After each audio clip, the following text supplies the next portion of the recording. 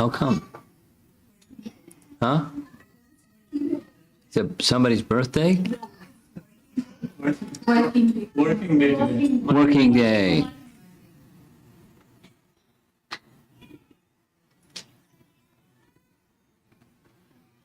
Every day's a working day. Okay. Well, part 4.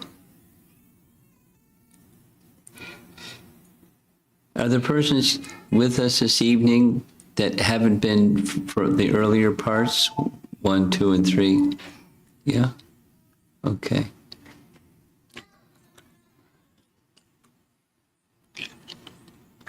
Well, something I shared yesterday, I forget which day it was, yesterday, part 3.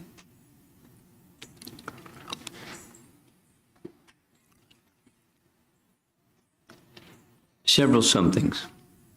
One of those several somethings is, this is a very celebrated pastime. It's the first of the demons that Krishna killed in Vrindavan. He's only 3 months old, and one of the very, very special parts of the Leela is, at the end of the Leela, the very same demon that tries to kill him, Krishna not only gives her liberation,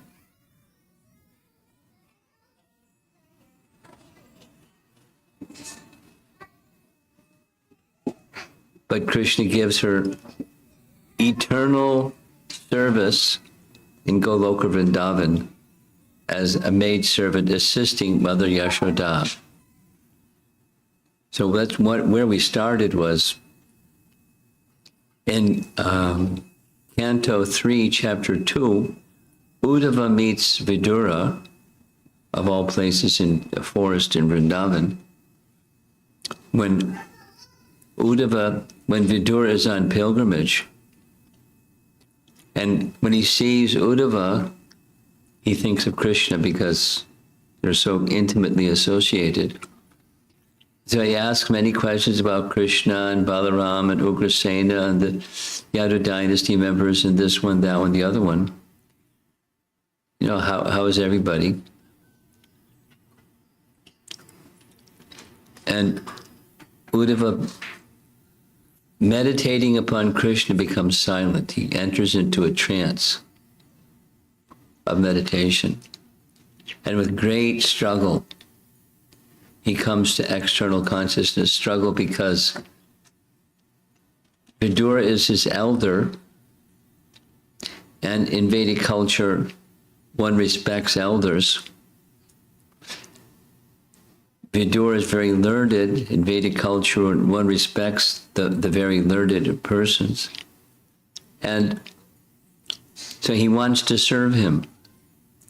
And it's difficult because both things. He's very emotional because he knows that Krishna was going to leave, yet Krishna gave him some service. You know what that service was that Krishna gave him? Krishna told him that when I appeared on earth, one of the things I wanted to do was to give some association to Narayan Rishi and their ashram in Badrinath. Did you know that? But he made it eventually. He made it to Badrinath, but he had Uddhava. But Krishna wanted, on his behalf, to give his association to Narayan Rishi and their ashram associates. So that's where he was headed.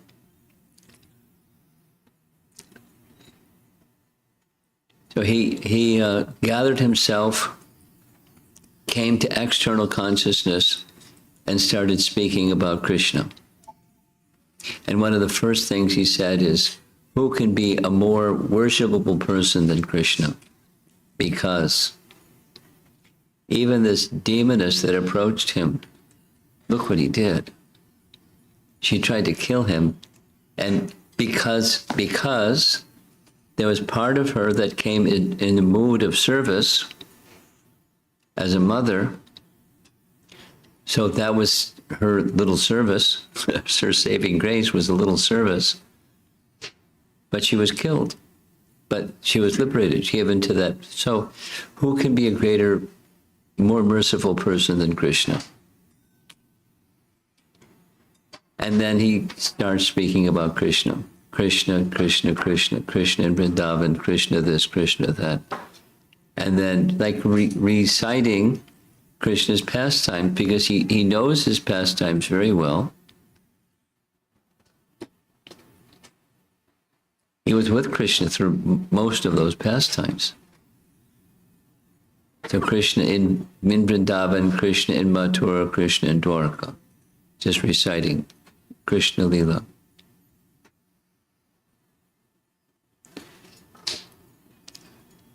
So one of the purposes of, because this pastime is so celebrated, we've been hearing, it's reported, or that the history is described in many Puranas and many texts other than the Puranas written about many acharyas. So we've been hearing angles of vision. And in some cases, it's even different days of Brahma, so that there's details of the pastime that's different. But we're getting realizations, not just interesting comments, realizations of great personalities that describe different features of Krishna's pastimes that we would not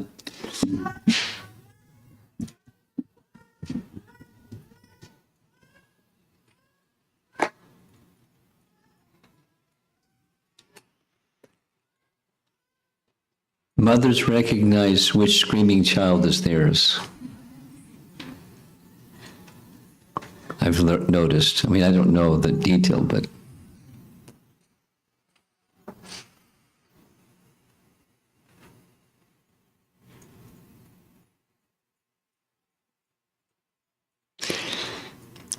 and I mentioned the other day that we're hearing not only the details of the pastime, but many, many different features, like, for example, the features of when this happened, this prompted or invoked Krishna's this Shakti, that Shakti, the other Shakti, the other Shakti, the other Shakti, and because of that inspiring of this, that, and the other Shakti, Krishna did this, Krishna did that. But so the point is, two points. Krishna's pastimes are an enactment of his potencies. He does, as the scripture says, he does nothing, but his potencies do everything on his behalf. So he has nothing to do, but he does so many things through the agency of his potencies. And the second is, although this is such a celebrated Leela, we are hearing these details and those details. There are many pastimes that Krishna performed that we'll hear about, for example, when we visit Vrindavan. I mentioned some of them. There's a very nice pastime at Manasi Ganga. There's many nice pastimes. In one of the pastimes at Manasi Ganga, the gopis went from the place where they did their milking, and they wanted to go to the marketplace, and to cross to the other side of the river, the other side of Govardhan, they had to pass Manasi Ganga. There were no boats to take them across Manasi Ganga. But there was one old boat with a boatman, a kind of broken down boat, and it was Krishna. So there was a pastime of Krishna extracted taxes from the gopis, and by his own powers he created a storm, and the boat started filling with water, and it's a whole exciting pastime. And then the gopis realized it wasn't just a boatman, it was Krishna, so they chastised him. They grabbed him and said, "We're going to throw you over the other side of the boat. get us to the other side in a big hurry. So, etc. Now that pastime isn't described in Srimad Bhagavatam, but the Putana Lila is described in Srimad Bhagavatam. And it's described in other Puranas, and there's details and details. So the point is that it mentioned, we're getting an opportunity to hear how the action of Krishna's pastimes occur, so that when we hear other Leelas, we'll have something more of the big picture than just this very attractive, sweet exchange between Krishna and his devotees.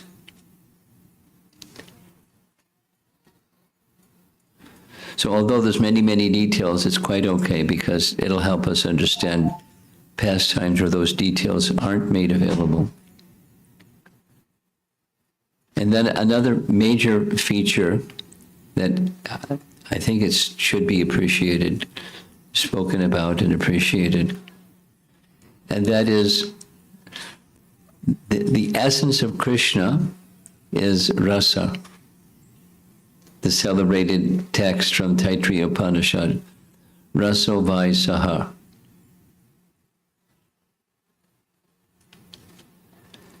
And that text is in a section of Taittiriya Upanishad. It's very terse, tight Upanishadic language. But it mentions, it's describing the living entity, and the living entity becomes covered by Anamoya, Pranamoya, Manamoya, Jnanamoya, Vijnanamoya, Anandamoya, Brahmapucham. It's Upanishadic language or lens to look at the living entity. The living entity is covered. It's similar to, but in detail, it's a different model than the Bhagavad Gita model, where there's 8 coverings: earth, water, fire, air, ether, mind, intelligence, false ego. Living entity is covered by those potencies. The model is different, the principle is the same. There's stages of Brahman realization, or stages of realization of the absolute truth, in different stages, but all of those stages are leading to something. And then the next text, in that same section, it leads to describing the Supreme. And as the living entity is described as being covered, how does the living entity become free from covering? By entrance of the Supreme. So then the Supreme is described as being rasa, raso vai saha. Saha is a pronoun. It or he is rasa. Sa vai, certainly, he is rasa. So that rasa is an exchange of mellow with a living entity that's covered. So the description is the Supreme Personality. Rupa Goswami refers to him, Krishna, as Akila Rasamrita Murti, the form of the totality of all rasa. And that totality of all rasa does, when he, by his own will, he enters, like he performs his pastimes, he descends and performs his pastimes. The coverings, these different layers of coverings, become spiritualized, as spiritual as he is, by the very process of hearing about him or participating in his pastimes. And second, the original consciousness of ananda, the joy of experiencing rasa in relation to the Supreme, awakens. The real happiness of the living entity awakens by his pastimes, and so by his pastimes he's stimulating their love, his eternal associates, and in different variegated ways, love is being stimulated. Feelings of loving exchange, rasa. is experienced by the living entity. That's the jiva. And his happiness is their happiness is his happiness, and we're covered. So his entrance into our consciousness is the same by sound. He doesn't come to Phoenix and perform pastimes. But through sound, he can come to Phoenix and perform pastimes. And they're non-different, at least for those in principle. The scriptural teaching is there's no, just like there's no difference between the name and the person named, there's no difference between the description of Krishna's pastimes and Krishna's pastimes. That is to say, those living entities that were in Vrindavan were getting the benefit of his presence through loving exchange with them and stimulating their loving emotions. And at the same time, a record is being left behind, a Puranic record of these pastimes, so that we, so many years later, in so many remote places, can hear these pastimes and same two things. The coverings become spiritualized, the senses engaged in spiritualizing our senses, Rishikena Rishikesha Sevanam, and at the same time, the original consciousness of loving relation with Krishna is restored, and thus the reciting of the wonderful pastimes of Krishna. Even in Phoenix, or anywhere. Bhagavatam is very merciful. The holy name is very merciful. Krishna is very merciful, and he's not different than those features of him.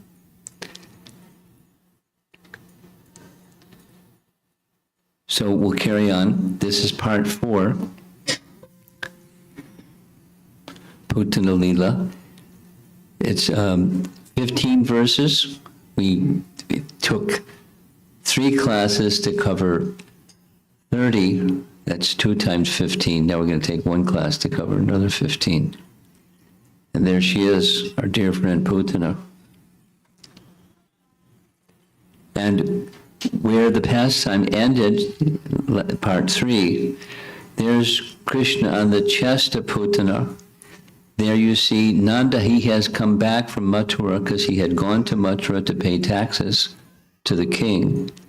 And now he's back and seeing this gigantic demoness sprawled out 12 miles long in the fields of Vrindavan. And the gopis are seeing Krishna on the chest. Meanwhile, text 31. All the cowherd men, headed by Nanda Maharaj, returned from Mathura, and when they saw on the way the gigantic body of Putana lying dead, they were struck with great wonder. Now, the European BBT, this has got a ring back.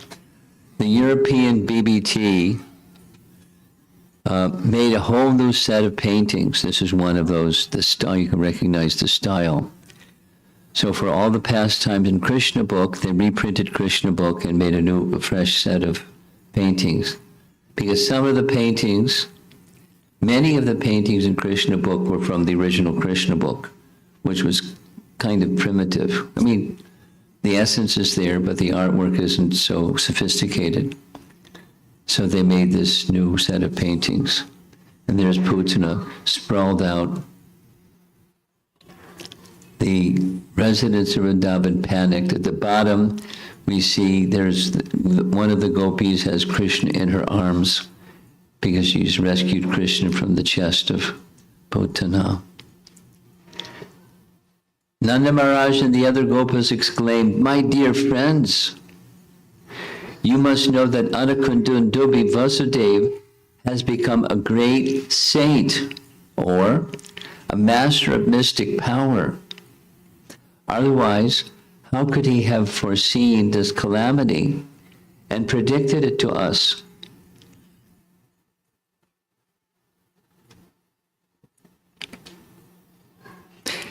Just a refresh, back in the early parts of this chapter, Nanda, in addition to paying his taxes in Mathura, went to see his dear friend.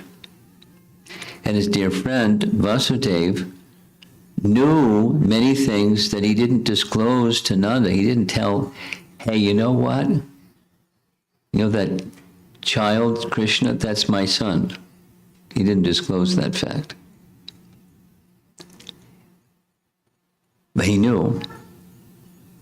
And he, you know, I didn't tell you, but there was a female child, and I took her back to the prison house, and Kamsa tried to kill her, and he couldn't kill her, and those things. He didn't say all those things. But he did know that Kamsa was on the lookout to kill Krishna. That much he did know. So he didn't say it specifically, but he said he warned Nanda, please protect this new son of yours, because Kamsa may come and try to harm him, and he's very wicked, and he's very resourceful. He has many people helping him in his dirty deeds. So better get back to Vrindavan quickly. Pay your taxes, get back as quick as you can, and do what you can to protect your son. And Nanda Maharaj didn't know exactly what he meant, but he trusted him. And as is mentioned, the second name for Vasudeva is Anukundundubi. He was given the name at birth, Anukundundubi, because when he was born, there was a big festival from the celestial denizens that saw his birth taking place, and with kettle drums and musical instruments and song, they declared that this person is a very truthful individual, Anukundundubi. And so he was known as always truthful. So Anukundundubi, the truthful one, told me, get back and protect Krishna. So he must be a mystic. How did he know all this? Srila Prabhupada's purport. This verse illustrates the difference between Kshatriyas and innocent Vaishyas. By studying the political situation, Vasudeva could see what would happen, whereas Nanda Maharaj, the king of the agriculturalists, could only guess that Vasudeva was a great saintly person and had developed mystic powers. Certain, this is Vishwanath Chakravarti Thakur's commentary. Certainly, Vasudeva is a rishi in our family. Being all-knowing, he has predicted correctly. Through practice of Ashtanga Yoga, he has developed the eyes to see the future. He shines preeminently.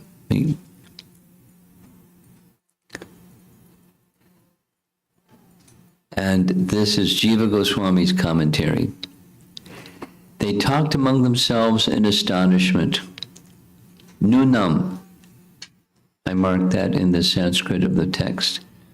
Certainly, Nunam indicates conjecture. Namely, Vasudeva was not like this before. Now he has become a real sage because he makes authoritative statements like the sages. Someone might say, but we cannot see the symptoms of a sage in him. Then perhaps he's a master of yoga, fixed on internal worship. What is the reason for saying this? He saw these disturbances. He is Anukundundubi. The drums announced his qualification for this at his birth. Conjecture. Perhaps in a previous birth he was a sage or a yogi. Now he has been born as Vasudeva. Because he is omniscient, he spoke in this manner. This is how they thought. Thus they were astonished. Now there was a document that was to be circulated. I hope it got circulated. No? And if it didn't get circulated, it'll get circulated. Because there's extensive commentary, I didn't include it all. I put some of it in a document, and you can read the document at your leisure to save us time this evening. Next text. The inhabitants of Vraja cut the gigantic body of Putana into pieces with the help of axes. Remember, the body is 12 miles long. They can't just leave this rotting 12-mile-long body out in the field, so they decided to burn it. To burn it, they had to chop it. To chop it, they had to have axes, because it's a huge body. Then they threw the pieces away, far away, covered them with wood, and burned them to ashes. One girl wanted to know what they do with all the ashes. Doesn't say, so I don't know. But nice paintings. So there's the pile of wood over in the upper left. They're hauling the chopped up pieces of the body in a cart. And then at the upper right, they're bathing Krishna, purifying him by waving the switch, the tail end of a cow, to protect him from inauspiciousness. Srila Prabhupada's purport: merely killing a serpent is not sufficient. After it is killed, it must be cut to pieces and burned, and then the danger will be over. Means the soul can re-enter into the serpent. If you don't do that, you have to cut it to pieces. Putana resembled a great serpent, and therefore the cowherd men took the same precautions by burning her body to ashes. So there's different paintings showing they're burning her body to ashes. Commentary shared. At the order of Upananda, who's Upananda? Upananda is the elder of 5 brothers. He's the eldest. Nanda is the middle, and there's brothers that they all work together. Normally, in Vedic culture, the elder brother is the leader. But Upananda, when he was to become the king, successor king, he deferred the kingdom to his middle brother because he was really the best. He said, just see even our names. I'm Upananda and he's Nanda. Near Nanda, and then there's Nanda. He's the qualified one. At the order of Upananda and others, lower rank men burned up the body completely for fear that it would come to life again. The influence of poisonous creatures is extinguished when their bodies are burned up. So paintings of the burning of the body. And then this document that I hope you got or will get, giving some commentary on this detail. Next text. The inhabitants of Vraja cut the gigantic body of Putana to pieces with the help of... We saw this. What happened? Went backwards. There's the next text.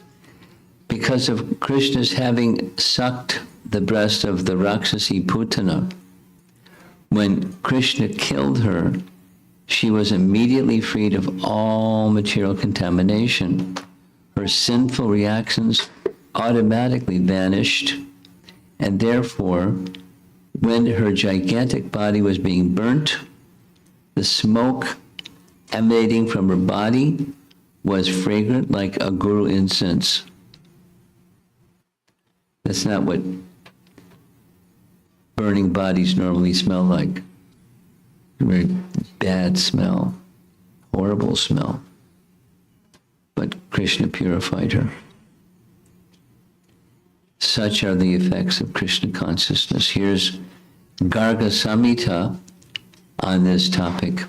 The smoke that rose from her now purified, burning body was fragrant as ela, lavanga, shrikanda, tagra, and aguru.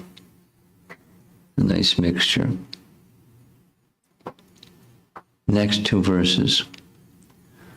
Putana was always hankering for the blood of human children. And with that desire, she came to kill Krishna. But because she offered her breast to the Lord, she attained the greatest achievement. What then is to be said of those who had natural devotion and affection for Krishna as mothers, and who offered him their breasts to suck, or offered something very dear as a motherly offers something to a child? And Vishwanath Chakrabarti Thakur comments, if a person offers service with an attempt to kill and attains the goal of life, how much more will a person attain who offers with a neutral attitude? And then it keeps going. And how much more will a person attain who offers with faith? And how much more will a person attain who offers with pure bhakti? And his commentary goes on. And if a person offers to an avatar of the Lord, he will attain the supreme destination. How much more will a person attain who worships the source of all avatars, Krishna? His commentary continues. If one offers a poison breast to Krishna and attains the supreme, how much more will one attain by offering a more poisonous object? If one offers a dear object, certainly one will attain a higher destination. But if one offers a dearer object, then how much more will he attain? And if one offers the dear most object, certainly he will attain the highest destination.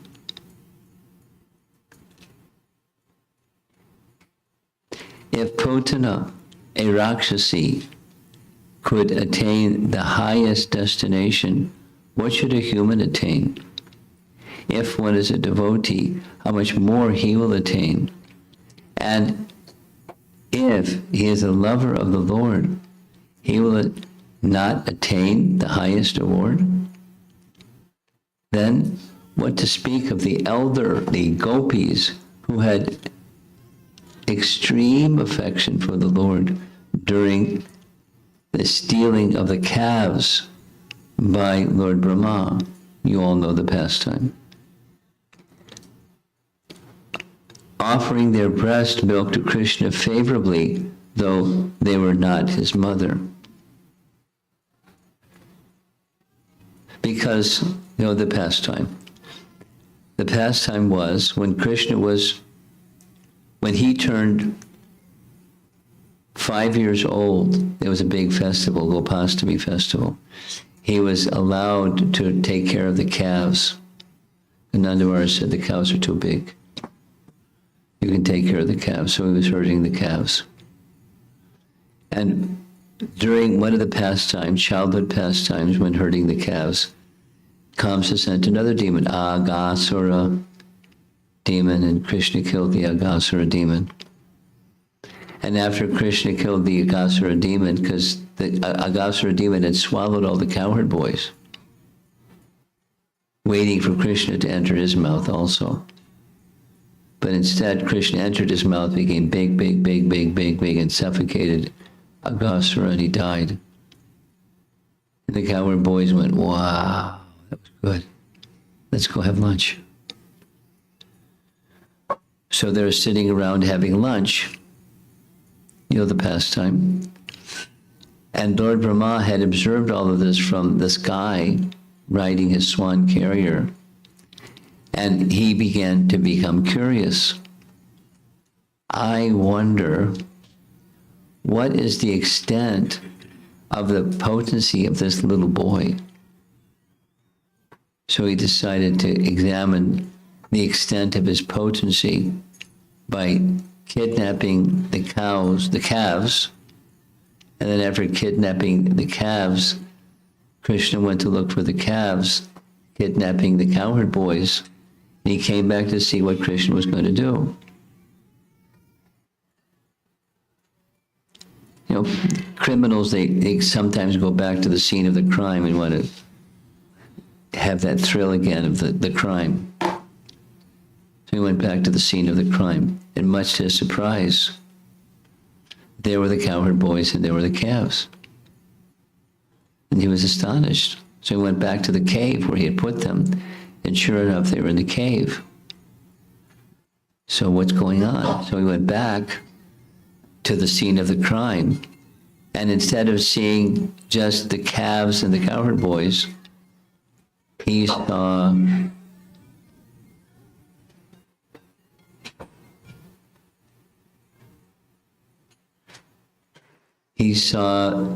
forms of Narayan equal in number to each calf and each cowherd boy, and the cowherd boys and the calves simultaneously.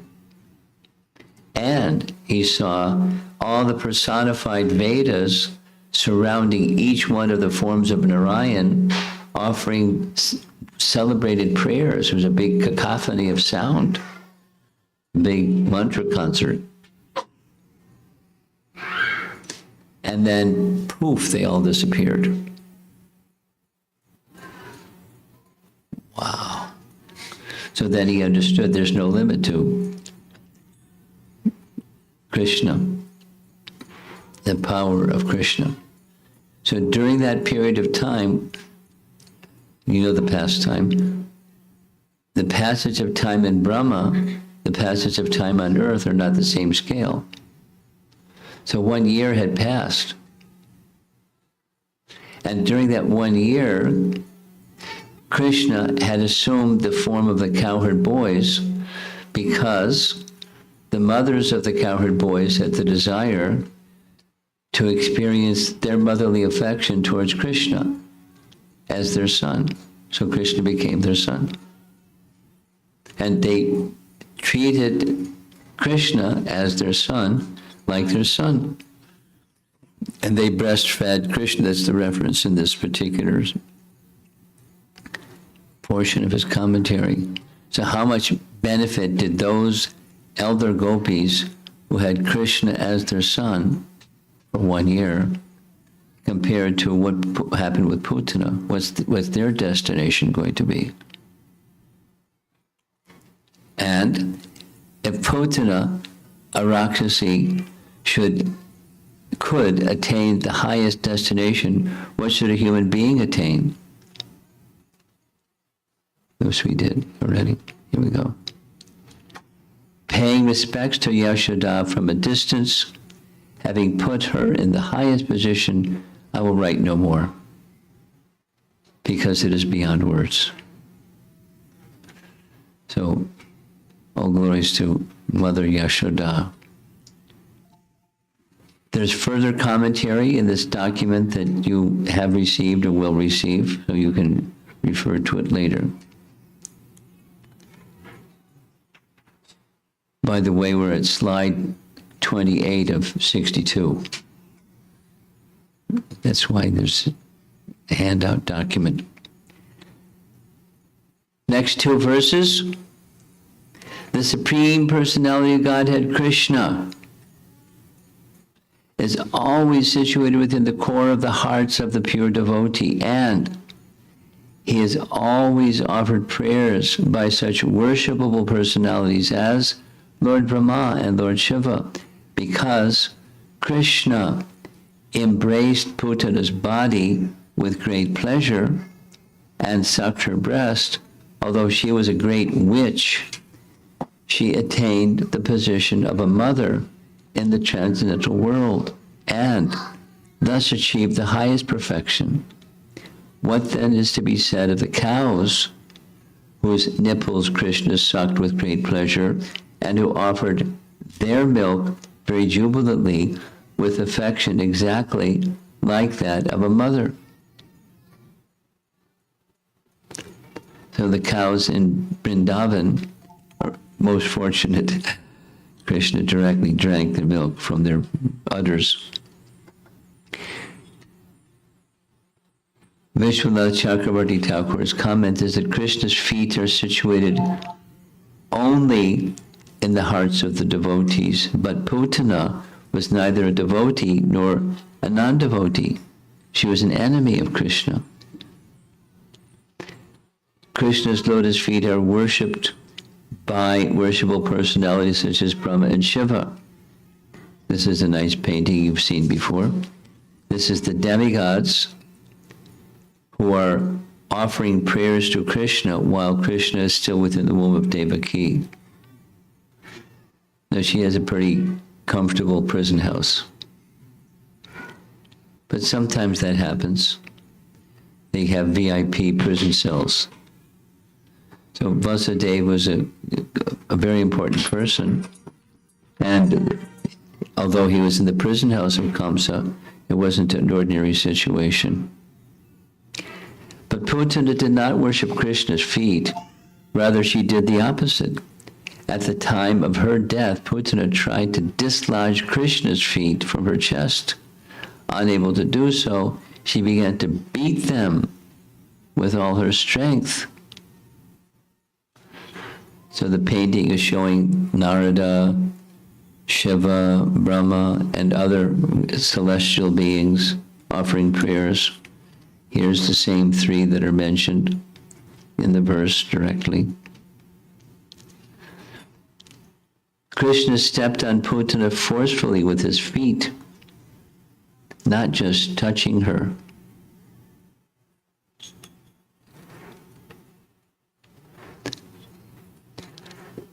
Heavenly planets mentioned in the verse. Where did Putana go at the time of her death? She attained Vaikuntha. This is explained in the Bhagavatam 11:7:1. Lord Brahma, Lord Shiva, and all other planetary rulers are praying to live in Vaikuntha. Lord Brahma says in his prayers, chapter 14, Putana attained you along with her family members. According to these two verses, the word Swarga must mean Sva Vasam, your personal abode, or Vaikuntha. The word does not refer to the material heavenly planet called Swarga. So if you have an acharya by your side, you can understand the meanings of words, because sometimes the Sanskrit rule is the direct meaning is to be taken, unless the direct meaning of a word is not appropriate, and then a secondary meaning of the word must be taken, or may be taken, or must be taken. So here, the commentator is indicating the attainment that Putana achieved was the spiritual world, not the heavenly realm. Janani Gatim, the destiny of a mother. Which Vaikuntha planet did Putana attain? Well, in Vaikuntha, Narayan doesn't have a mother. So it's not that Vaikuntha. The verse explains that Putana attained the same planet as Mother Yashoda, Janani Gatim. Therefore, Putana attained Goloka. But her position was predominated by happiness and reverence. Although she didn't have any in this realm, her original, just like in the very beginning, some of you came a little bit late, the very beginning, there's this nice description we went over from Taittiriya Upanishad, where the living entity has different coverings. Bhagavad Gita describes those coverings in one way. Taittiriya describes them with a different model, but it's the same principle, coverings of consciousness.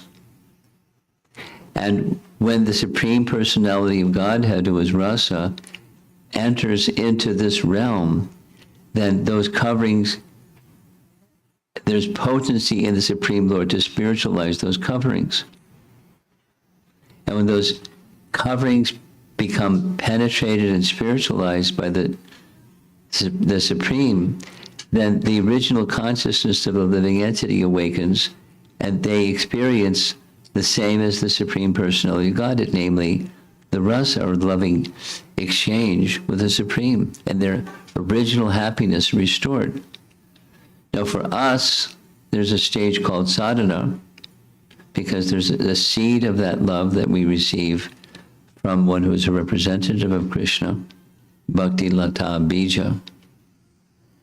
And we cultivate that seed like you cultivate a seed, by watering the seed, giving it some sunlight, a little soil, and the seed can sprout. So the seed of bhakti can sprout and restore the original consciousness. But that original consciousness is bhakti, and the gift of bhakti is to give Krishna. Krishna bhakti.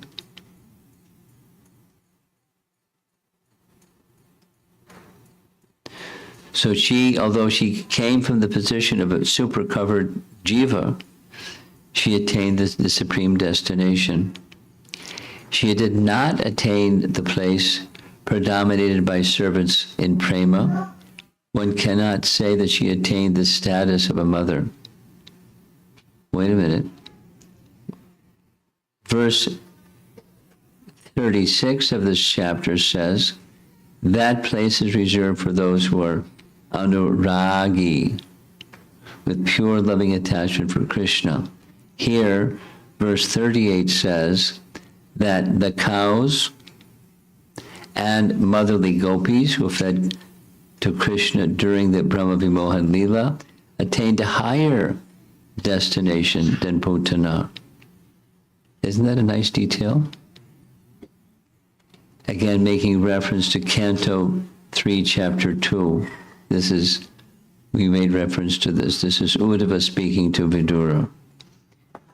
How shall I take shelter of one more merciful than he who granted the position of mother to a she-demon Putana, although she was unfaithful and she prepared deadly poison to be sucked from her breast?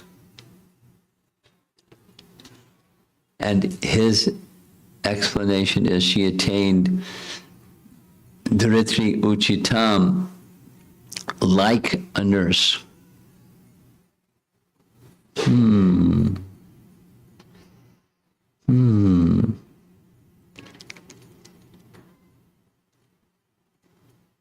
Rupa Goswami explains in this way. There's a certain verse in some of his writings, Nataka Chandrika.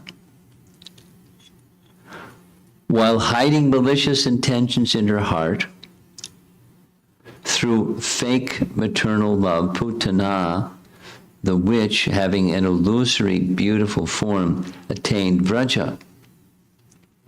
Being extremely pleased with her, the Lord of the spiritual world forcibly drank her breast milk. He then ensured that she does not get to drink breast milk ever again. Punarjanma na. And then this is a short reference from the commentary that you're going to read when you get a chance to read it.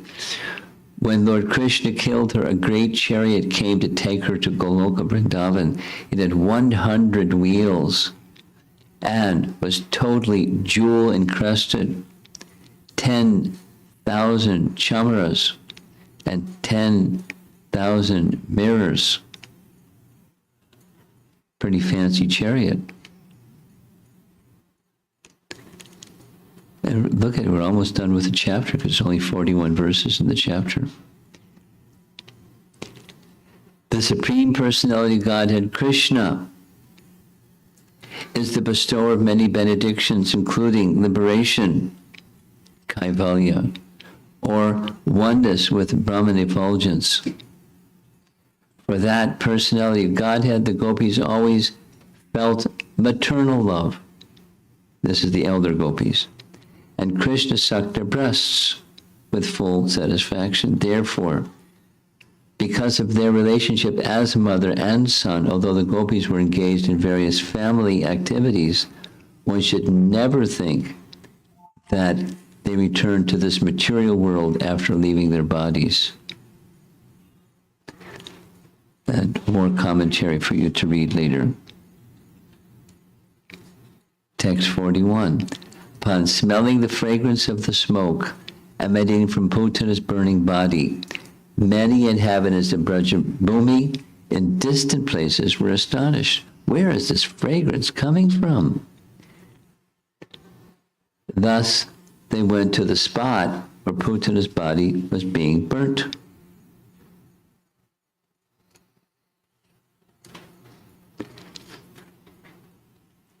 Commentary. After settling the philosophical issues, Sukadeva returns to the topic at hand. Kata means burning of the dead body. Kutam kim idam. Where does the smell come from? Is this a guru incense coming from Indrapuri down through earth and trying to enter Sutala? Or is it ascending from Bali's abode and Sutala through the earth up to Swarga? Or is it coming from Kuvera's city in the north or from Baruda's city in the west?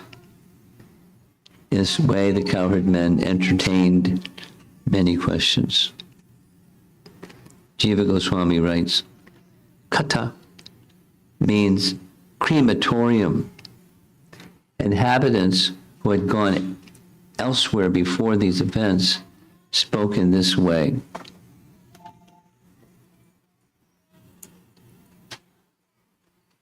That was wrong. We have some more verses.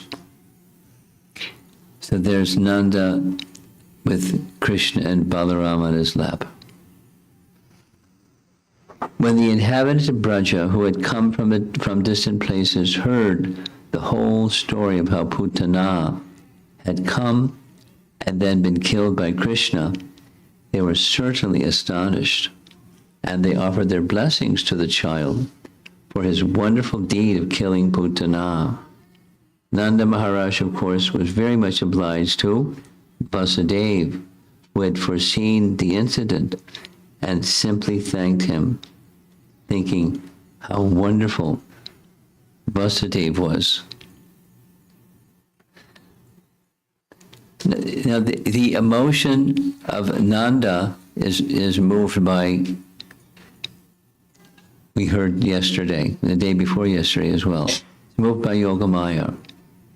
His heart is experiencing emotion, naturally parental affection emotion, because it's his constitutional position, his eternal position. So he's feeling it strongly enhanced or stimulated further by danger, and now out of danger. He wasn't there to see the whole thing happen, but he has that emotion because he has the emotion of a father whose son has been rescued by circumstance.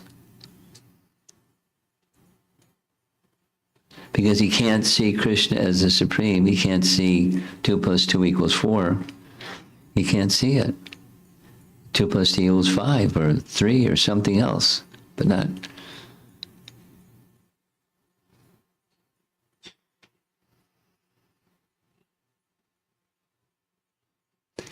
And we discussed this from the very beginning. That's the Madhurya feature of Krishna's childhood pastimes. Madhurya can have different meanings in different circumstances. But the etymology of Madhurya is in relation to madhu, or honey. And as we know, honey is very thick. You try to pour honey, it's not like pouring water or some liquid. Although it's fluid, it's very viscous. It moves very quickly and slowly, and very sweet. So that's the pastimes of Krishna in Vrindavan are mysterious, not easy to understand. Even for us, what to speak of Nanda Maharaj, because he's so caught in the sweetness of Krishna's pastimes, it eclipses. He can't see the majesty. You know, a nice example. When Krishna lifted the Govardhan hill, what 5-year-old boy, 6-year-old boy can lift a hill? No such thing.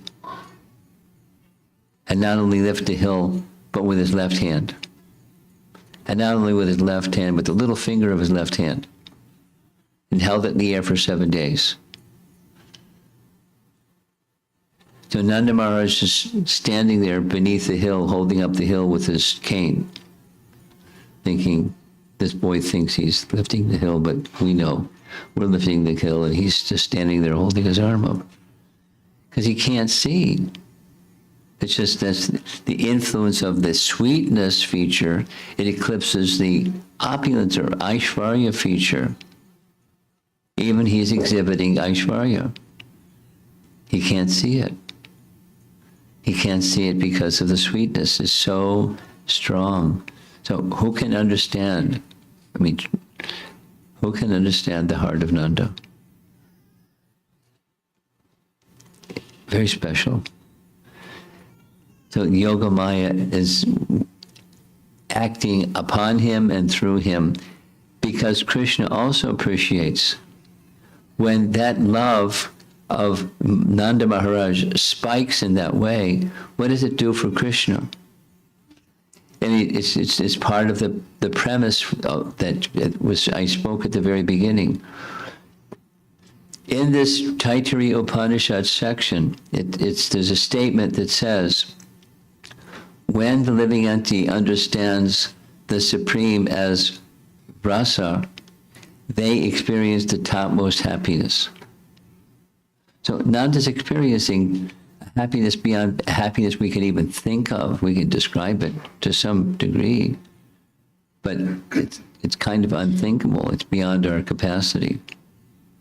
We can describe it, but what is it like?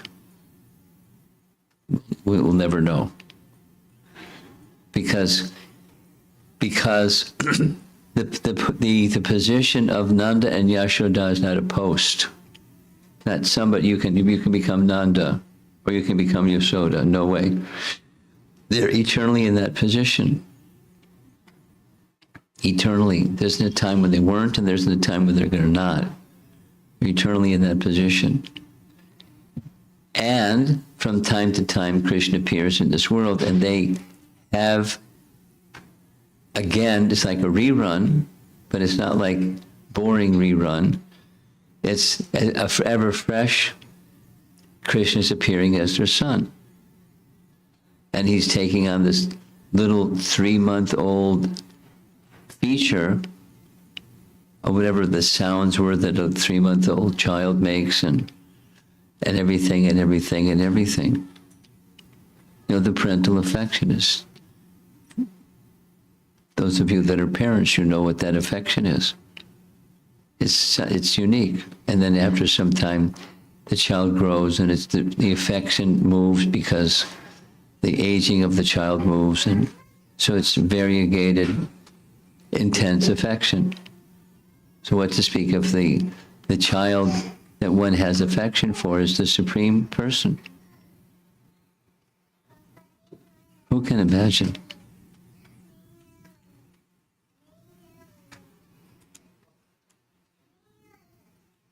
Vishwanath Chakravarti Thakur comments,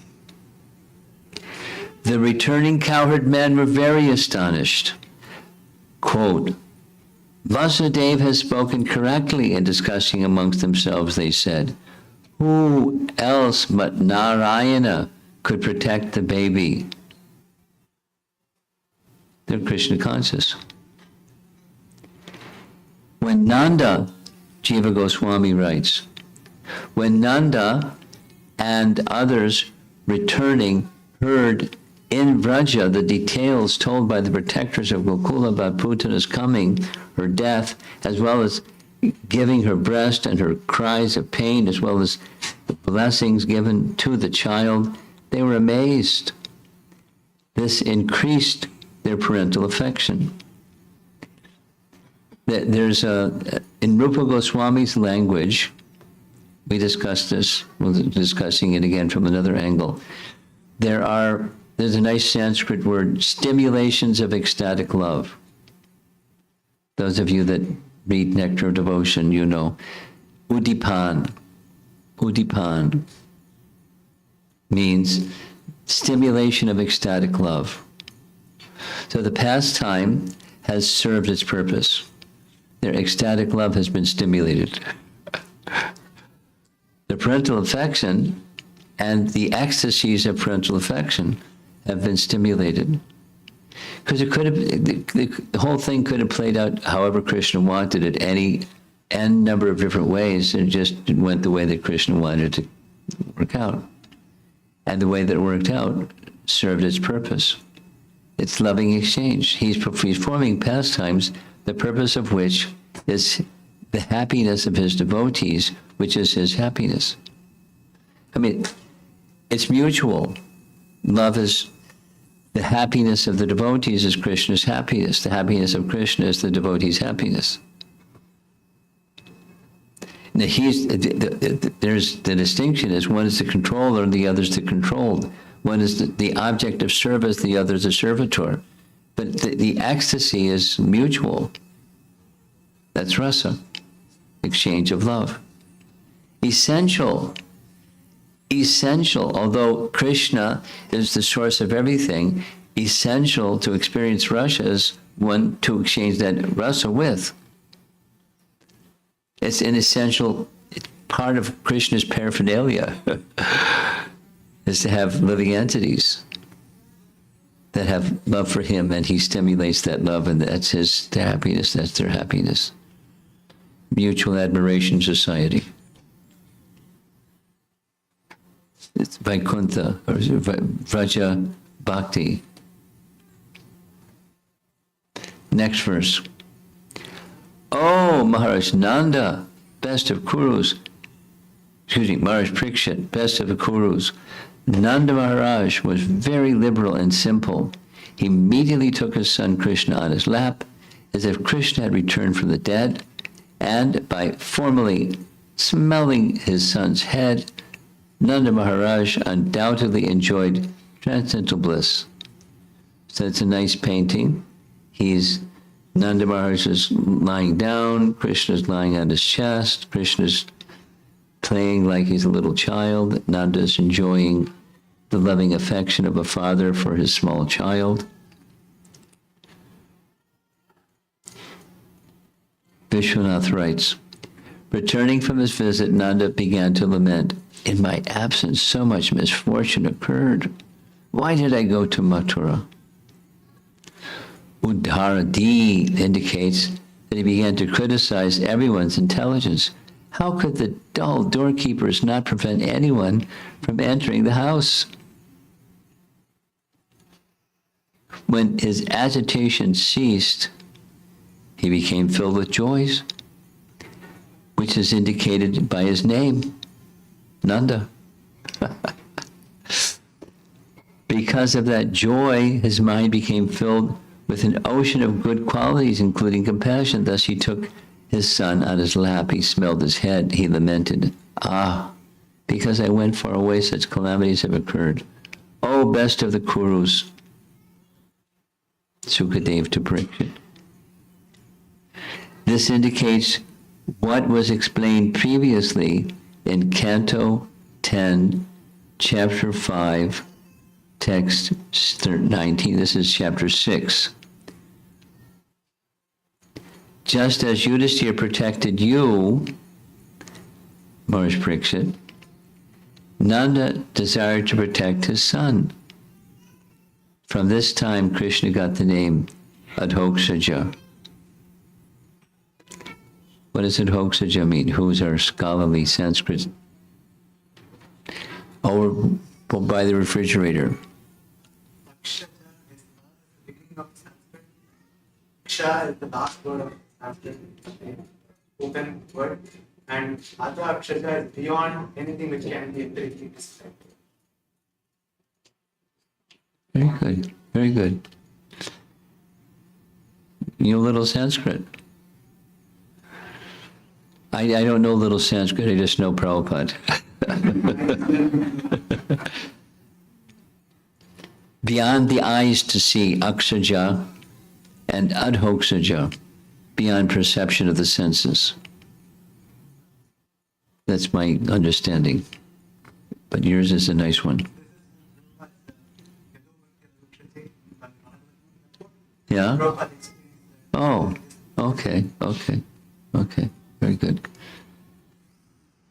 And here is Harivamsa, fierce Putana, with great strength and huge body, dressing herself auspiciously, gave her poisonous breast to Krishna. Seeing that she was killed, the cowherd said, "He has been born again," meaning second life. Therefore he was called Adhoksaja, or beneath the axe, Adhoksha, and born again, Ja.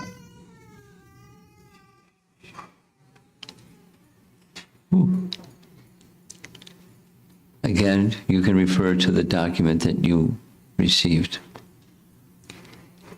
Any person who hears with faith and devotion about how Krishna, the Supreme Personality of Godhead, killed Putana, and who thus invests his hearing in such childhood pastimes of Krishna, certainly attains attachment for Govinda, the Supreme Original Person.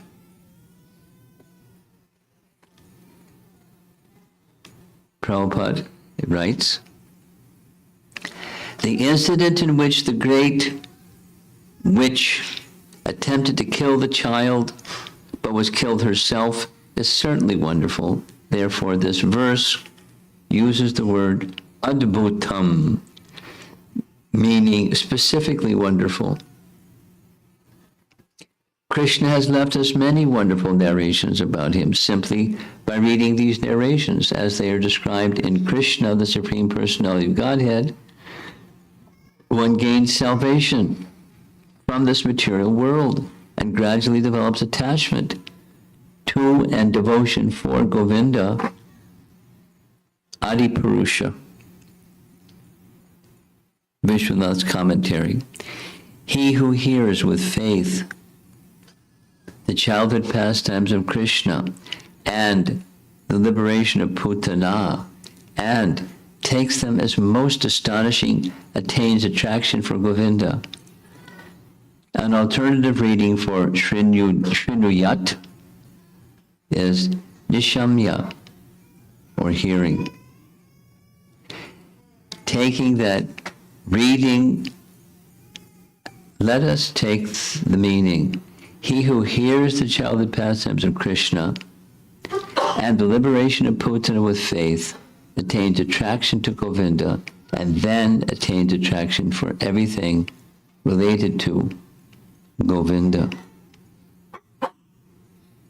So it's a nice place to start, isn't it?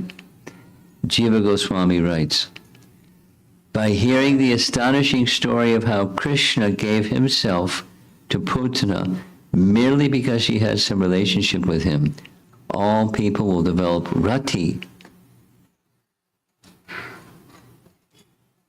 Rati is another word for bhava. Any person subject to death who hears the astonishing childhood activities of Krishna will develop attraction to Govinda, the Lord of Gokula. Now, who is not subjected to death? Everyone is subjected to death. So it's all-inclusive. Anyone subjected to death, that's everybody. Just by hearing these pastimes. Without investigating the meaning further, the statement glorifies the power of objects related to the Lord. Now, obviously, we're nearing the end, but we're not there yet. On investigating, however, one can understand there is a quick attainment to results from considering this special mercy. What is that? By the liberation of Putana, she went beyond samsara and material enjoyment. It is astonishing because without giving up his infant condition, Krishna killed and delivered Putana. Another version has Naishamya instead of Shrinuyat. Hearing this story attentively, a person develops rati with faith. Sridhar Swami does not accept this, since he gives the meaning, anyone who hears this story with faith develops rati for Govinda. It's a subtle distinction. Jiva Goswami continues, the Lord with the thought, a person can attain me when their ignorance is destroyed, first killed Putana, who was absorbed in him, just as Rama previously killed Tataka. So there's this whole topic of the first demon killed by both lords was a female. So is there some significance in all of that? At the beginning of the pastime, Jiva Goswami writes, Krishna accepted Putana as a nurse. In this way, Krishna made the devotees thirsty for his quality of sweetness.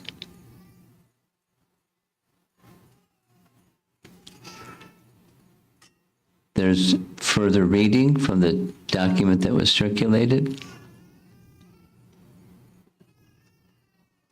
The first demon killed by both Krishna and Ramachandra was a woman. Is there some significance to this? There's the question. And there's different answers. One answer is given by Hari Suri. For those of you that don't know who is Hari Suri, he's a celebrated personality who made extensive commentary on all the childhood pastimes of Krishna in Vrindavan, and written in Sanskrit. Hari Parshad Prabhu likes Hari Suri's writings, and he translated them. So here's Hari Suri's commentary. The first obstacle that any sadhaka comes across in his spiritual life is his desires, asha, for various material objects, such as association of the opposite gender, etc. This term, asha, is feminine in gender. It is a feminine entity, and it is the root of all other anarthas in spiritual life. For this reason, the destination of this inauspicious feminine entity is needed at the very beginning. So that's one explanation. And Bhaktivinoda Thakur expresses a little differently. It's similar but differently.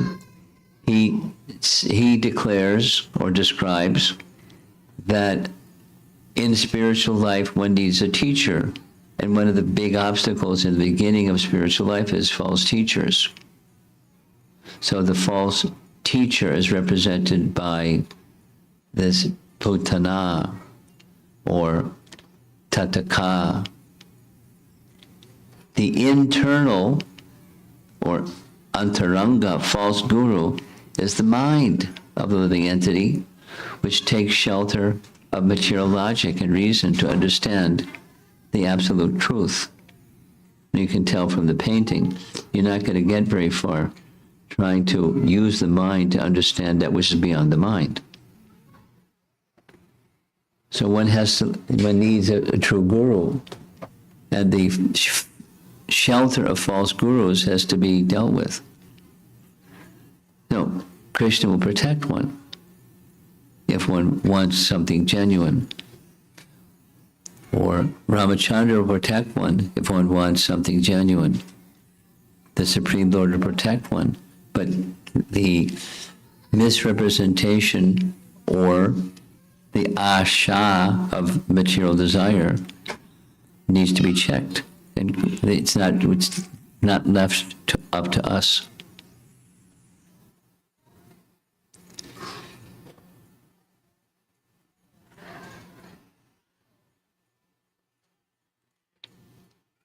Now, I'm going to just make mention and end.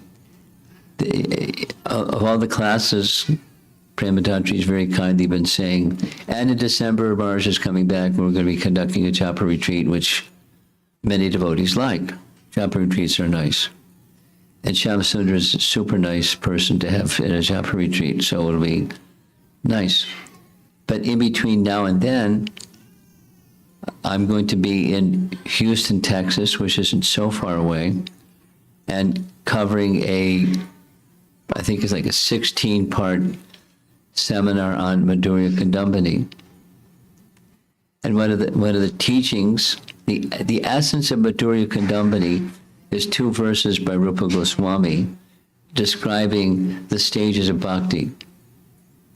And one of the very important teachings about the appearance of bhakti is, we mentioned this before, mentioning it again, yadrichchaya, which means somehow or other, meaning there's no material explanation, or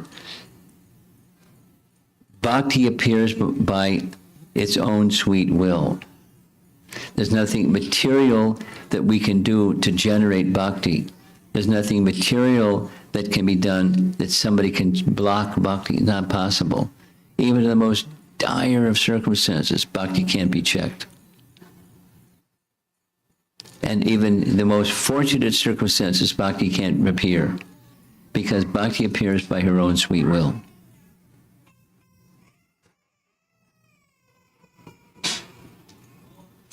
And the appearance of bhakti by your own sweet will has the impact when a devotee, someone who's carrying bhakti in their heart, they bump into somebody and spill some bhakti on the other person.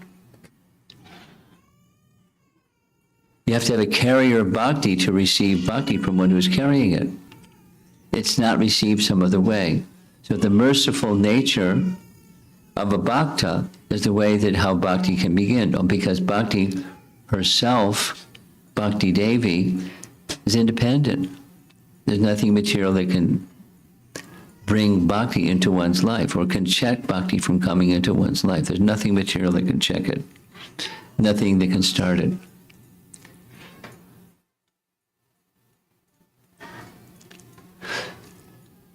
And the nurturing of that bhakti creeper, the bhakti seed, is what we're doing. So at different stages, this is going to impact the hearts of the receivers of this sound in different ways, depending upon the stage of our spiritual evolution. It's going to touch our hearts in different ways. But to understand the sweetness of the Supreme Person through the medium of his childhood pastimes itself has a special potency.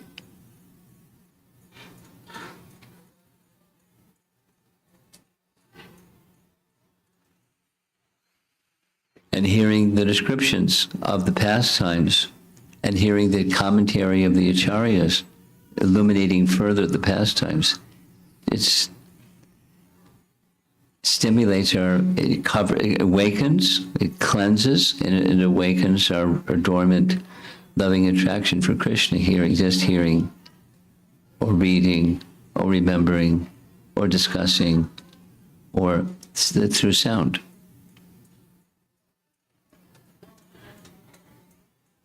Okay, that's it for this evening. It's it for part 4 of the Putana Lila.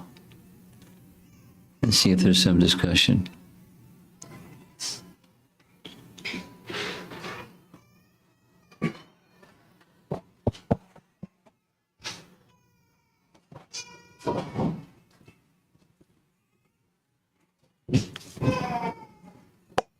Hare Krishna. Thank you, Maharaj, for the wonderful class. These verses, that explanation that Vishwanath Chakravarti Thakur is providing, comparing that if Putana could do that, what about somebody who offered it with the right genuine intention and all of that? So I just wanted to share that just gives a lot of hope for us and sadhakas, just because Yes. at least we have the right intention, even if we are not able to do the pure devotional service, but at least we have the right intention. At least that's what I'm thinking. So this is an appreciation. The application point is, how fortunate are we? And one of the principles of opening the heart is this sense of receiving something that's a precious gift.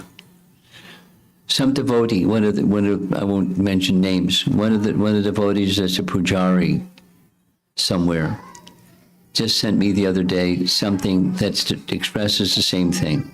It's from a Christian perspective, but the perspective that was being shared was,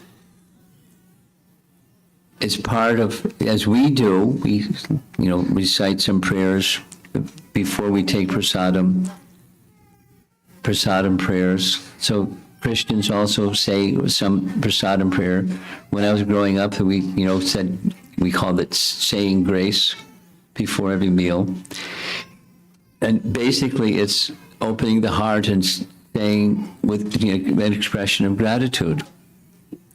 Let me receive this, which is given by someone, and without having it being given to me, I can't nourish my existence, my bodily existence.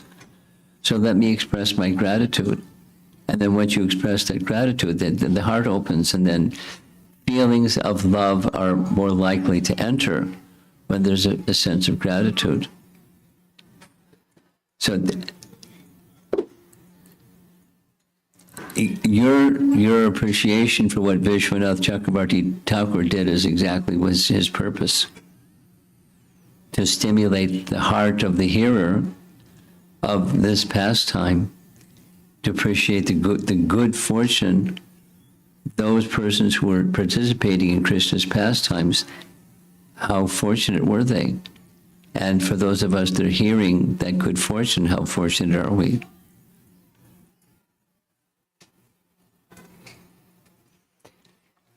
It's one of the principles of Rupa Goswami's teachings that attaining the realm of the place of Krishna's pastimes requires that kind of meditation.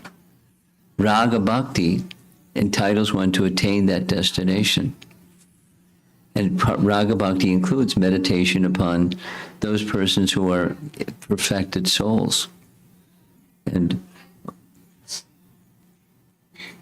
having absorption in their good fortune. So we're fortunate to have that good fortune to hear about these personalities. It's a nice process. Something else?